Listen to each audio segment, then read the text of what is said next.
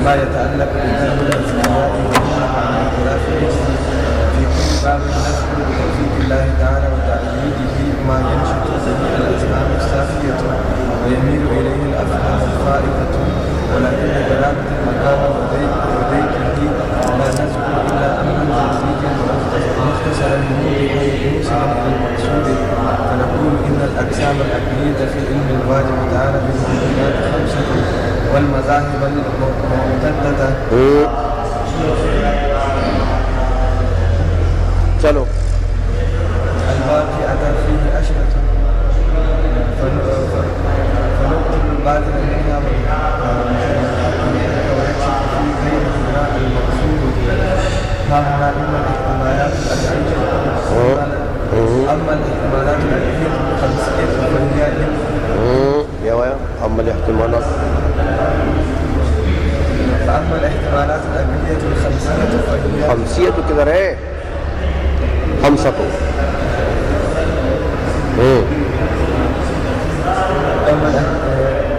أما الاحتمالات الأكلية الخمسة فهي أن علمه تعالى بالمثلات إما أن يكون عين ذاته تعالى أو جزء إما أن يكون عين ذاته تعالى أو جزءه أو قائما منضما إليه أو منتزعا عنه تعالى أو أمرا منفصلا عنه تعالى. والاحتمالات الأربعة الأخيرة باطلة فثبت الأول. أما الأول منها فلما مر من قتال الجزء له تعالى، وأما الثاني فلما سنحلي ولما سنحلي سنحا ماضی کا صیغہ ہے سنحا فلما سنحلي استحبابه، وهو إن الانضمامات يجب أن تكون بحسب عدد المعلومات، فإن علم زيد على وجه التفصيل غير علم أمر غير ٹھیک ہے كذلك ما يشهد به الضرورة والمعلومات غير متناهيات، فالعلم أيضا كذلك المعلومات على غير المتناهيات مستقبلة كانت أو ماضية عند الحكيم مترتبة ترتبا زمانيا أو تنويا لذاته في سلسلة معدات ويكون علومها مترتبة بالعرض بحيث يتعين الأول وهو علم يتعلق بالحادث اليومي، والثاني هو علم يتعلق بالحادث بالغد، وهكذا إلى غير النهاية.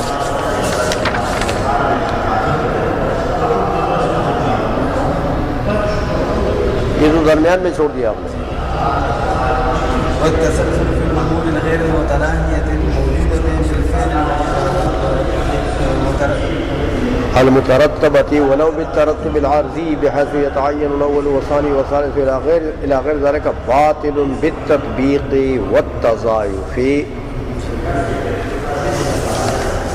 اچھا عبارت لمبی ہے بات تھوڑی ہے.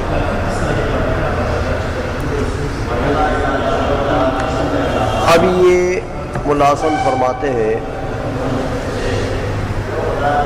کہ علامہ بہاری کا جو قرآن ہے اس میں اگر یہ قرات ہو جائے کون سا لا يتصور، انہیں قرآن لکھا ہے نا اس میں کئی قراتیں ہیں، تو اگر اس کو پڑھا جائے لا يتصور تو اس میں پھر یہ تو فعل معروف ہے، اور ہوا کا جو اس میں ضمیر ہے وہ فاعل ہے، وہ اللہ تبارک و تعالیٰ کی طرف عائد ہے. لا يتصور باری تعالی تصور نہیں کرتا. کیا مطلب تصور نہیں کرتا؟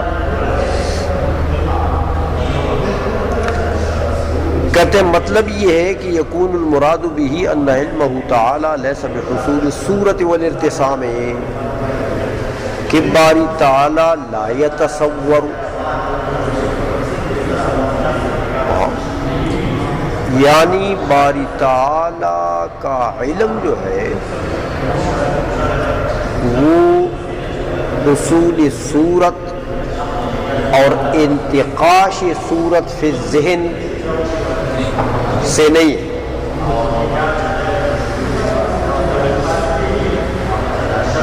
سمجھ میں آ گئی ہے؟ جس طرح دیکھو ہمارا علم کیسے ہوتا ہے، کسی چیز کی صورت ہمارے ذہن میں آتی ہے، صورت منتقش ہو جاتی ہے ذہن میں، تو پھر وہ ہمیں اس چیز کا علم آتا ہے۔ تو علامہ بہاری کا لا تصور، باری تعالیٰ کا علم حصول صورت اور ارتسام اور انتقاش سے نہیں، یہ معنی ہو جائے گا۔ کہتے اس عبارت کے لا یتصور، یہ بہاری صاحب نے لا یتصور معروف کا صیغہ بولا کیوں؟ ہاں اس کی ضرورت کیا ہے؟ کہتے ضرورت ہے نا بھائی، وہ جو ان کا بڑا حکیم تھا نا رستہ تالیس، وہ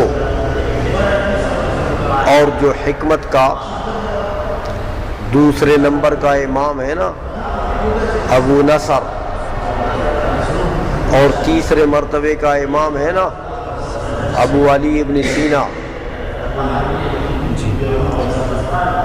اسی طرح بہمنیار ایک بہت بڑا حکیم ہے، وہ ان سب لوگوں کا مذہب کیا ہے کہ باری تعالیٰ کا علم بھی علم حصولی ہے۔ باری تعالیٰ کا علم دیکھو یہ تو بڑی بڑی کھوپڑیاں ہیں، بڑی کھوپڑیاں، یہ رستہ تالیس کوئی معمولی آدمی تو نہیں ہے۔ اور ان کے جو شیخین ہیں شیخ ابو نصر اور ابو علی ابن سینا اور بہمنیار، اس قسم کے لوگوں کا مذہب یہ ہے۔ تو علامہ بہاری نے ان کا رد کر دیا، لا یتصور۔ اس عبارت کے اگر یہ معروف کا صیغہ ہو جائے تو پھر اس سے کیا ہوگا مقصود؟ ان لوگوں کا رد کہ باری تعالیٰ کا علم حصول صورت سے نہیں ہے، جس طرح یہ لوگ مانتے ہیں۔ اچھا اب پھر باری تعالیٰ کا علم دیکھو نا، ایک چیز تو پتہ لگ گیا کہ باری تعالیٰ کا علم حصول صورت سے تو نہیں، لا تصور سے، تو پھر ہے کیا؟ حصول صورت نہیں ہے تو پھر کیا ہے؟ تو وہ کیا ہے؟ کہتے وہ کیا ہے کہ بات جو ہے وہ نہیں کھلے گی جب تک یہاں ہم علم واجب تعالی کے مسئلے کی بحث نہیں کریں۔ سمجھ میں آ گئی ہے؟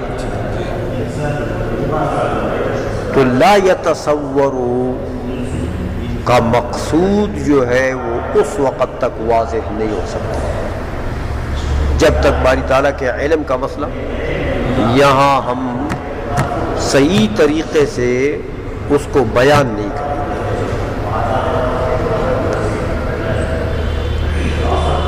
اس لیے فرماتے ہیں کہ وَلَا يَنْكَشِفُ الْغِطَاءُ عَنْ وَجْهِ الْمَقْصُودِ، جو مقصودی بات ہے کہ وہ لا یتصور کا اپنا حقیقی معنی کی وضاحت ہے۔ لا یتصور یہاں مقصود کیا ہے؟ لا یتصور کی وضاحت۔ اب لا یتصور کی وضاحت تو کہتے ہیں بھائی یہ تو ہو نہیں سکتی۔ ما لم یذکر مسئلۃ علم الواجب التی ہی من مہمات المسائل، جب تک باری تعالیٰ کے علم کا مسئلے کا ذکر نہ ہو جو اہم مسائل میں سے ہیں، اور ایسے اہم مسائل میں سے کہ قد تحیرت فیہ الافہام، بڑے بڑے فلسفی اور محققین قسم کے لوگوں کے افہام یہاں پر حیران ہیں، باری تعالیٰ کے علم کے مسئلے میں حیران، کوئی کدھر چلا جاتا ہے، کوئی کدھر چلا جاتا ہے۔ تو لوگوں نے بحثیں بھی کی، لیکن وَلَمْ يَأْتِ أَحَدٌ بِمَا يَتَعَلَّقُ بِقَلْبِ الْأَذْكِيَاءِ، لوگوں نے بڑے بڑے لوگوں نے اس مسئلے میں باتیں کی ہیں، لیکن کوئی بھی ایسی کوئی تحقیق نہ پیش کر سکے جس سے اذکیاء کا دل مطمئن ہو جائے، کوئی ایسی تحقیق باری تعالیٰ کے علم میں کوئی نہ پیش کر سکے جس سے اذکیاء کا دل مطمئن ہو جائے، کوئی بھی نہ کر سکا یہ۔ اب اعتراض ہوتا ہے کہ اتنے بڑے لوگ تم بولتے ہو کہ اتنے بڑے لوگوں نے باتیں کی، تحقیقات کی، باری تعالیٰ کے علم میں بحثیں کی ہیں، لیکن کوئی قابل اطمینان چیز پیش نہ کر سکے، تو کیا مطلب ہے تمہارا کہ تم کہتے ہو کہ ہم آپ اس کی بات کریں گے تو تم ان سے کوئی بڑی چیز لاؤ گے؟ کہتے نہیں بھائی، مجھے پتا ہے، وَإِنِّي مَعَ اعْتِرَافِ عَجْزِي فِي كُلِّ بَابٍ، مجھے اعتراف ہے اپنے عجز کا، اپنی ناتوانی کا، اپنی بے بضاعتی کا، مجھے اعتراف ہے کہ ہر باب میں بڑا نالائق ہوں، ہاں میرے پاس اتنا گویا کہ وہ علم کی پونجی نہیں ہے، مجھے اعتراف ہے اس کا، لیکن اس کے باوجود بھی نذکر بتوفیق اللہ تعالی و تائیدہ، اللہ کی توفیق سے اور اللہ کی تائید سے ہم اس مسئلے میں ایسی چیزوں کا ذکر کریں گے کہ ما ینشط بہ الاذہان الصافیہ، کہ جو صاف اذہان ہیں، جو لوگ مجھ سے حسد نہیں رکھتے۔ صاف اذہان سے کیا مطلب ہے؟ ہاں ایک تو یہ کہ جو میرے حاسدین ہے، ظاہر بات ہے کہ وہ تو پھر تان کریں گے، لیکن جو صاف اذہان ہیں وہ اس کے اوپر خوش ہوں گے۔ وَيَمِيلُ إِلَيْهِ الْأَفْهَامُ الْفَائِقَةُ، اور فوقیت رکھنے والے افہام جو ہے وہ اس کی طرف میلان کریں، وہ اس کی طرف میلان کریں۔ ایسی چیز کا ذکر میں کروں گا، لیکن بات اصل میں کہتے ہیں یہ ہے کہ بہت زیادہ تفصیل میں بھی نہیں جا سکتا اس مقام پر، بہت زیادہ تفصیل میں بھی نہیں جا سکتا، اس لیے کہ یہ مسئلہ ہے علم کلام کا، مسئلہ ہے میں کتاب لکھ رہا ہوں منطق میں، معقولات میں، تو اس لیے مناسبت مقام نہیں ہے، اس لیے فرماتے ہیں کہ وَلَٰكِن لِغَرَابَةِ الْمَقَامِ وَضِيقِهِ، مقام کی غرابت ناشنائی کی وجہ سے، کہ یہ تو علم کلام کا مسئلہ ہے نا، تو یہاں تو یہ کلام کی کتاب نہیں ہے، تو اب غیر متعلقہ چیز کو جب ذکر کرو گے تو ظاہر بات ہے کہ وہ اس کو پھر مختصر ذکر کرنا پڑے گا، اس لیے کہتے ہیں کلام یہ جو مقام ہے یہ غریب بھی ہے اور تنگ بھی ہے میرے لیے، اس لیے فرماتے ہیں کہ لا نذکر الا امرا ضروریا مختصرا موضحا موصلا الی المقصود،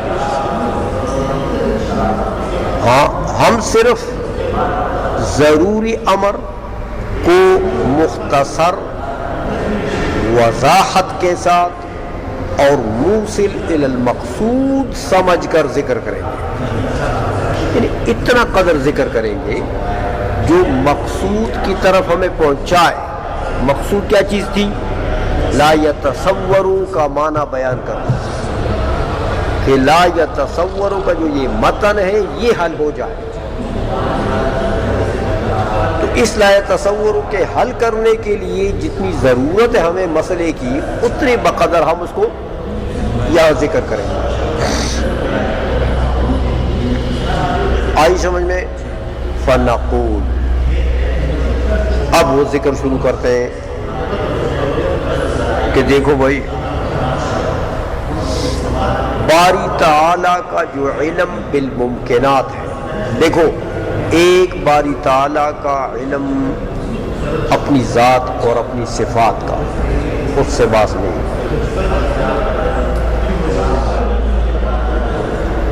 باری تعالیٰ کا جو علم بالممکنات ہے، کہتے اس میں اقسام عقلیہ کتنی ہے؟ 5 اقسام عقلیہ۔ اقسام عقلیہ سے کیا مطلب؟ یعنی احتمالات عقلیہ۔ عقل جتنے احتمالات کو جائز رکھتی ہے وہ کتنی ہے؟ 5۔ اچھا، اور مذاہب معتدۃ الواقع فیہ 10۔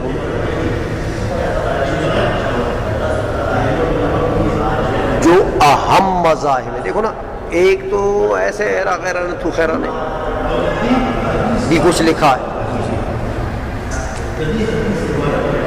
تو ان غیر معتبہ مذاہب کی طرف ہم توجہ نہیں دیں۔ جو معتبہ مذاہب ہیں، اہم لوگوں کے مذاہب ہیں، وہ کتنے ہیں؟ 10۔ والمذاہب المعتدۃ الواقعۃ فیہ 10۔ کتنے ہیں؟ 10۔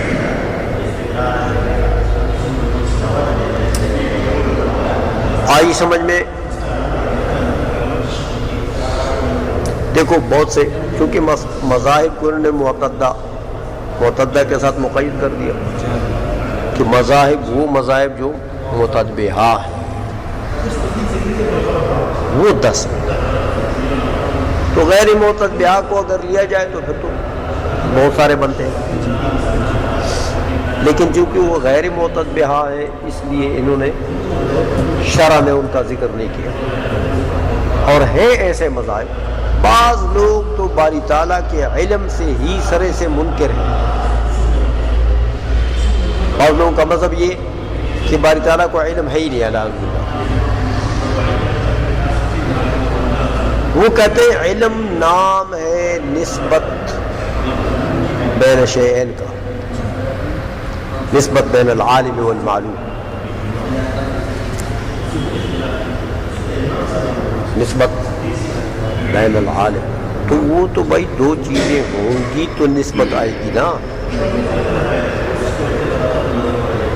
تو قیامت تک جتنی چیزیں موجود ہوں گی وہ سب ایک زمانے میں موجود ہو سکتی ہیں۔ تو باری تعالیٰ کی ذات تو ہے، لیکن وہ جو معلوم ہے وہ نہیں ہے۔ تو جب طرفین موجود نہ ہوں تو نسبت تو ہو سکتی ہے۔ لوگ کہتے ہیں علم ہی نہیں بات کر آئزوں میں۔ بعض کہتے ہیں یار علم بالممکنات تو ہے لیکن اپنی ذات کا علم نہیں ہے۔ بعض کہتے ہیں کہ ذات کا علم ہے، صفات کا نہیں ہے۔ بعض کہتے ہیں ذات و صفات اور ممکنات سب کا علم ہے، لیکن وہ علم ایسا علم ہے کہ وہ صفت اضافی ہے۔ صفت، تو جب صفت اضافی ہوئی تو مطلب ہے کہ واقع میں پھر وہ معدوم ہو گئی۔ اس قسم کے تو کئی مذاہب ہیں، لیکن ملا حسن نے ان کو اہمیت نہیں دی، اس لیے شرح میں ان کا ذکر نہیں کیا۔ تو کہتے ہیں متتبعات 10 ہیں، اس لیے فرماتے ہیں فَنُبْتِلُ الْبَاطِلَ مِنْهَا وَنُحِقُّ الْحَقَّ، جو ان میں سے باطل ہیں ان کے ابطال کا اظہار کریں گے ہم۔ نبتل الباطل، جو باطل ہے خود اس کو کیا باطل کریں گے، وہ تحصیل حاصل ہے۔ تو کیا معنی ہے نبتلو کا؟ ہاں، نظہر، ہم اظہار کریں گے باطل کے ابطال کا، باطل تو وہ خود ہے۔ نحق الحق، جو حق ہے اس کی احقاق کریں گے، کیا مطلب؟ یعنی اس کے حقانیت کا اظہار کریں گے، حق تو وہ ہے۔ بات سمجھ میں آ رہی ہے؟ تو جب ابطال باطل کریں گے، احقاق حق کریں گے، تو وہ یکشف فی ذیلہم المقصود ہا ہونا، تو ان دونوں کے ذیل میں مقصود جو ہے وہ خود بخود ظاہر ہو جائے گا۔ دیکھو، جب باطل کا ہم ابطال کریں گے، حق کا احقاق کریں گے، تو جو مقصود ہے یہاں پر لا تصور کا معنی، وہ اس کے ضمن میں خود واضح ہو جائے۔ آئی سو میں اب دو باتیں انہوں نے کی، ایک تو یہ کہ احتمالات عقلیہ کتنے ہیں؟ 5۔ دوسرا ہے کہ مذاہب متتبعہ کتنے ہیں؟ 10۔ تو پہلے احتمالات عقلیہ کو لیتے ہیں، کہتے دیکھو بھائی، اما الاحتمالات العقلیۃ الخمسۃ، اور باری تعالیٰ کے علم میں جو 5 احتمالات ہیں وہ یہ کہ فہیہ ان علمہ تعالیٰ بالممکنات اما ان یکون عین ذاتہ تعالیٰ او جزءہ او قائما منضما الیہ او منتزعا عنہ تعالیٰ او امرا منفصلا عنہ تعالیٰ۔ یہ 5 احتمالات ہیں نا، کہ باری تعالیٰ کا جو علم ہے وہ یا عین ذات ہوگا، عین، یا پھر باری تعالیٰ کی ذات کا جز ہوگا، 2 ہو گئے، یا پھر باری تعالیٰ کی ذات کے ساتھ صفت منضمہ ہوگی، یا صفت انتزاعی ہوگی، کتنے ہو گئے، یا امر منفصل ہوگا۔ یہ 5 احتمالات باری تعالیٰ کے علم میں عقلی طور پر ہو سکتے ہیں۔ تو مراسل فرماتے ہیں کہ والاحتمالات الاربعۃ الاخیرۃ باطلۃ، آخری 4 جو ہیں یہ تو باطل ہیں۔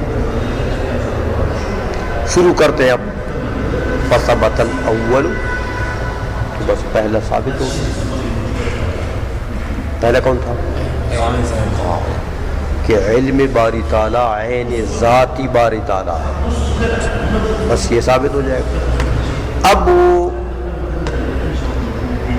جو 4 آخری ہیں وہ باطل ہیں، وہ ان کی تفصیل بیان کرتے ہیں۔ ہاں، کہتے دیکھو، اما الاول منها فلما مر من ابطال الجزء له تعالی، کہ علم باری تعالیٰ کی جز ہو،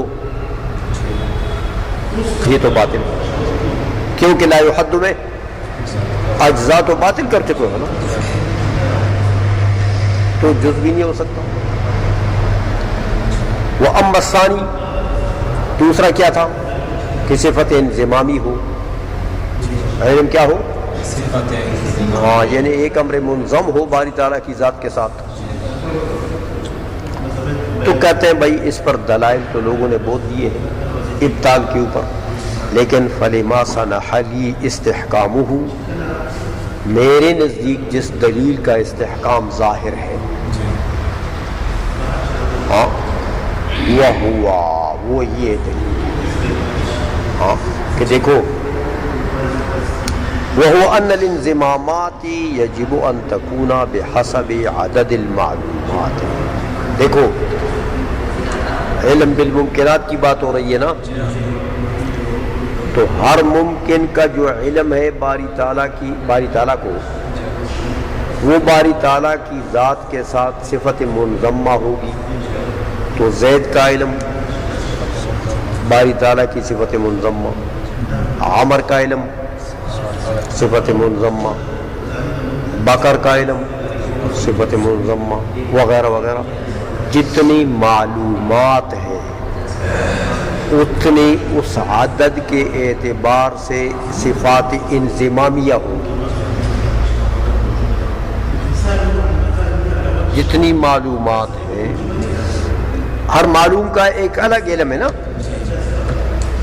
تو جب ہر معلوم کا الگ علم ہے تو معلومات جتنی ہوں گی انضمامات بھی اتنی ہوں گی، تو علوم بھی اتنی ہوں گی. تو علم نام ہے تمہارے نزدیک کس کا؟ صفت انضمامی کا، تو انضمامات بھی اتنی ہوں گی. سمجھئے؟ فإن علم زید علی وجہ التفصیل، دیکھو غیر علم عمر، زید کا علم علی وجہ التفصیل جو ہے یہ علم عمر کا غیر ہے، عمر کا علم علی وجہ التفصیل یہ بکر کے علم کا غیر ہے. علی ذی القیاس کما یشہد بہ الضرورۃ، جیسے بداہت اس کی گواہ ہے کہ ہر معلوم کا علم علیحدہ ہے. اچھا، تو معلومات کی تعداد جتنی ہوگی صفات انضمامیہ بھی اتنی ہوگی. تو آؤ دیکھو، معلومات باری تعالیٰ تو غیر متناہی ہے، باری تعالیٰ کی معلومات غیر متناہی، کیونکہ یہ ممکنات ہیں اور ہر ممکن کی کئی وجوہ ہیں، اور کئی وجوہ سے باری تعالیٰ کو ہر ایک ممکن معلوم ہے. یہ مسئلہ تو معلومات جو ہے وہ تو غیر متناہی ہے، اس لیے کہتے ہیں دیکھو والمعلومات غیر متناہیۃ فالعلم ایضا کذالک، لہذا وہ جو انضمامات ہیں نا وہ بھی غیر متناہی ہوگی. وہ جو صفات انضمامیہ ہیں باری تعالیٰ کی علوم ہے وہ بھی کیا ہوں گی؟ غیر متناہی ہوں گی.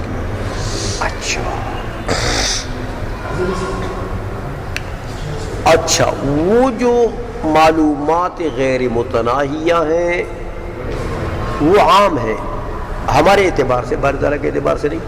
ہمارے اعتبار سے وہ مستقبلہ ہوں یا ماضیہ ہوں یا حالیہ ہوں، اور زمانہ ماضی میں پائے گئے ہوں یا ابھی پائے جاتے ہیں یا مستقبل میں موجود ہوں گے قیامت تک وغیرہ، اس سے بھی آگے جنت دوزخ سب، یہ سب معلومات ہیں نا باری تعالیٰ کے. جنت پہ جو کچھ ہے، دوزخ میں جو کچھ ہے، برزخ میں جو کچھ ہے، یہ سب معلومات ہیں باری تعالیٰ، چاہے ماضیہ ہیں چاہے مستقبلہ ہیں. تو دیکھو وہ جو معلومات غیر متناہیہ ہیں باری تعالیٰ کے نزدیک ان معلومات غیر متناہیہ میں ترتیب بھی ہے. کیا چیز ہے؟ ترتیب بھی ہے. دیکھو باری تعالیٰ جانتا ہے نا کہ یہ ممکن جو ہے یہ فلاں تاریخ کو پیدا ہوا، اس کے بعد یہ پیدا ہوا، اس کے بعد یہ پیدا ہوا، اس کے بعد یہ پیدا ہوا، اس کے بعد یہ پیدا ہوا، اس کے بعد یہ پیدا ہوا. اب ترتیب کی دو قسمیں، ترتیب زمانی، تو وہ ترتیب زمانی کو بھی باری تعالیٰ جانتا ہے کہ یہ زمانے کے پہلے جز میں پیدا ہوا، یہ دوسری جز میں، یہ تیسری جز میں. علی ذی القیاس تو معلومات میں ترتیب زمانی بھی ہے اور معلومات میں ترتیب ذاتی بھی ہے، طبعی، ترتیب طبعی ذاتی بھی ہے کہ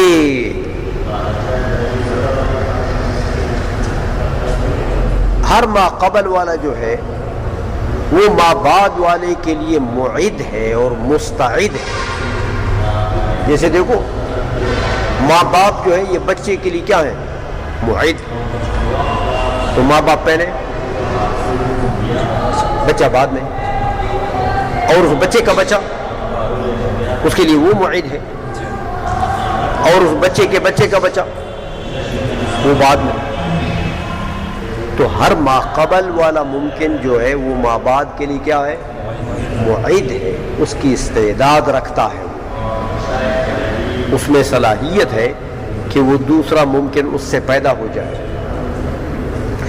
اس لیے کہتے ہیں دیکھو والمعلومات الغیر المتناہیۃ مستقبلۃ کانت او ماضیۃ عند الحکیم مترتبۃ. وہ جو معلومات غیر متناہیہ ہے، مستقبل ہے کہ ماضیہ ہیں، وہ حکیم کے نزدیک یعنی باری تعالیٰ کے نزدیک وہ کیا ہے؟ مترتبۃ، ترتبا زمانیا او طبعیا بالذات. سمجھ آ گئی ہے کہ ترتب زمانی بھی باری تعالیٰ کے کو معلوم ہے، اور ترتب طبعی بالذات بھی باری تعالیٰ کو معلوم ہے. فی سلسلۃ المعدات، کہ یہ ایک سلسلہ ہے معدات کا. آدم علیہ السلام معد تھے حضرت حوا کے لیے، حضرت حوا پیدا ہوئی ان سے. پھر حضرت حوا اور آدم علیہ السلام دونوں معد تھے اپنے اولاد کے لیے، پھر ان کی اولاد کے لیے وہ معد، پھر ان کی اولاد کے لیے وہ معد، پھر ان کی اولاد کے لیے وہ ہوئی. تو یہ ترتیب طبعی ہوئی کہ نہ ہوئی؟ ترتیب طبعی بھی ہوئی. تو یہ ترتیب طبعی بھی باری تعالیٰ کو معلوم ہے، ترتیب زمانی بھی اور ترتیب طبعی بھی معلومات کی یہ باری تعالیٰ کو معلوم ہے. بس تو اب جب یہ معلومات مرتب ہیں، ترتیب سے پڑی ہوئی ہے باری تعالیٰ کے سامنے، ترتیب سے ایک سلسلہ پڑا ہوا ہے، تو ان کے علوم بھی کیسے ہوں گے؟ وہ جو صفات انضمامیہ ہیں وہ بھی کیسے ہوں گے؟ ہاں وہ بھی غیر متناہی مترتب ہوں گے. جس طرح معلومات، کیونکہ علم تو معلوم کے مطابق ہوگا نا، تو معلومات میں تو ترتیب ہے نا، تو علوم میں بھی ہاں. اس لیے کہتے ہیں فیکون علومها مترتبۃ بالعرض، وہ تو بالذات مرتب ہے. کون؟ یہ معلومات. اور علوم میں ترتیب آ جائے گی کس سے؟ معلومات سے، کیونکہ علم تو مطابق ہوگا کس کے؟ معلوم کے. تو معلومات میں ترتیب بالذات ہے، تو علوم میں ترتیب ان کے وساطت سے آ جائے گی. تو علوم بھی کیا ہوئے؟ مترتب. بحیث یتعین الاول، ایسے وہ ہوں گے مترتب کہ پہلا علم بھی متعین ہو سکے گا کہ یہ پہلا ہے، یہ دوسرا ہے، یہ تیسرا ہے. وهو علم يتعلق بالحادث اليومي.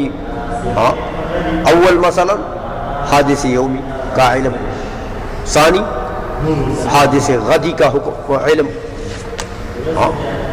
تیسرا حادث بعد الغد کا علم، وغیرہ وغیرہ. وهو علم يتعلق بالحادث بالغد ثانی. وهكذا الى غیر النہایت. تو علوم میں بھی چلو، جس طرح معلومات میں ترتیب ہے وہ غیر متناہی ہے، اسی طرح علوم میں بھی غیر متناہی ہوں گے وہ علوم، اور مرتب ہوں گے. یہ الگ بات ہے کہ معلومات میں ترتیب بالذات ہے اور ان میں ترتیب، فرق تو یہی ہے. باقی مرتب یہ بھی ہے، مرتب وہ بھی ہے، غیر متناہی یہ بھی ہے، غیر متناہی وہ بھی ہے. تو بس آپ نے تو سڑک بنا دیا ہے نا. تو جب سڑک بن گئی اب اپنی گاڑی ہم چلا دیں گے، اس کے ابطال کے لیے برہان تطبیق لے آئیں گے، برہان تضائف لے آئیں گے، سمجھ آئیے؟ تو باطل کر دیں گے، سمجھ آئیے؟ اس لیے کہتے ہیں وَهَكَذَا إِلَى غَيْرِ النِّهَايَةِ وَالتَّسَلْسُلُ فِي الْأُمُورِ الْغَيْرِ الْمُتَنَاهِيَةِ الْمَوْجُودَةِ بِالْفِعْلِ الْمُتَرَتَّبَةِ وَلَوْ بِالتَّرَتُّبِ الْعَرْضِي، اور تسلسل امور غیر متناہیہ جو موجود بالفعل ہو اور مترتب ہو، اگرچہ ان کی ترتیب کیا ہو؟ عرضی ہو، بحیث یتعین الاول والثانی والثالث الى غیر ذلك باطل بالتطبیق والتضایف۔ تو یہ جو تسلسل ہے امور غیر متناہیہ مرتبہ میں، یہ کیا ہے؟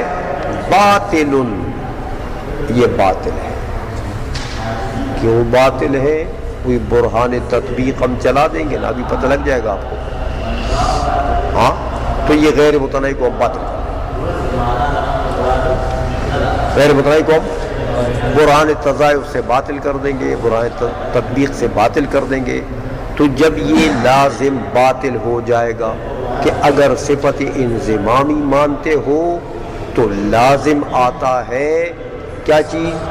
امور غیر متناہیہ مرتبہ، امور غیر متناہیہ مرتبہ، اور امور غیر متناہیہ مرتبہ تو باطل ہے براہین ابطال تسلسل سے، لہذا فالملزوم مثلہ، لہذا صفت انضمامی ماننا بھی، تو علم باری تعالیٰ صفت انضمامی نہیں بن سکتا۔ ایسوں میں یہ براہین آگے آ رہے ہیں، برائے تطبیق اور برائے تضائف، یا کہ خود ذکر کریں گے۔ ہو گیا؟